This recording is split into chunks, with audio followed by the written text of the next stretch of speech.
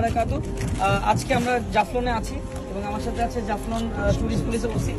তো আর আমি একটা জিনিসের ইনফরমেশন, আসলে আরেকটা ইনফরমেশন পেয়েছি। কালকে আমি আরেকটা ইনফরমেশন দিয়েছিলাম যে মেয়েদের একটা গুরুত্বপূর্ণ বিষয়, যে এই জিনিসটা আমরা ভুলে গিয়েছিলাম। তো ওই জিনিসটা অলরেডি বাংলাদেশ মানে ঢাকা থেকে আসছে এবং অনেক মানুষ উদ্যোগ নিয়েছে, ওগুলো নিয়ে আসছে, যেটা আসলে খুব প্রাউড ফিল করছি আমি।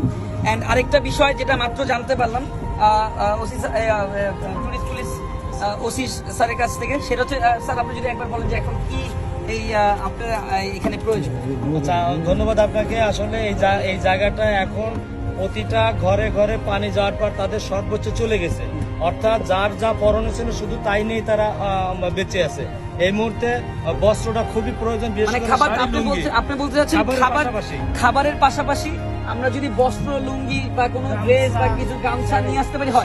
এটা কিন্তু আসলে আমারও মাথায় ছিল না এই জিনিসটা। আপনারা যারা নেক্সট রানগুলো নিয়ে আসছেন, আপনারা এই জিনিসটা মাথায় রাখবেন যে খাবার, আমাদের যে শুকনো খাবারগুলো এখন আমরা যেগুলো নিয়ে আসতেছি, এর পাশাপাশি যদি বস্ত্র, লুঙ্গি, জামা, শিশু ট্রাউজার এগুলো যদি নিয়ে আসা যায় তাহলে অনেক উপকারিত হয়। আচ্ছা, ধন্যবাদ আপনাকে। আসলে তৈদা মানে আমরা তো বন্যার থেকে প্রথম দিন থেকে আমরা জেলা পুলিশ সহ টুরিস্ট পুলিশ কাজ করছি।